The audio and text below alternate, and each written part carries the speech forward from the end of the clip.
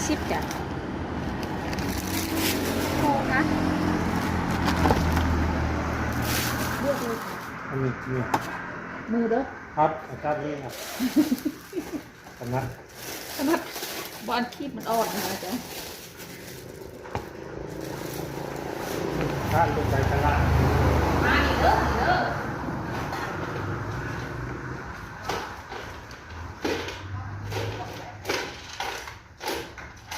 อันนี้อาหารบริเวณคงวาน จ้ะถุงละ10 บาทจ้ะเพิ่งเฮ็ดมาใหม่ๆดินี่ต้มฟักไข่พะโล้กับ2 หน่วยพุ่นได้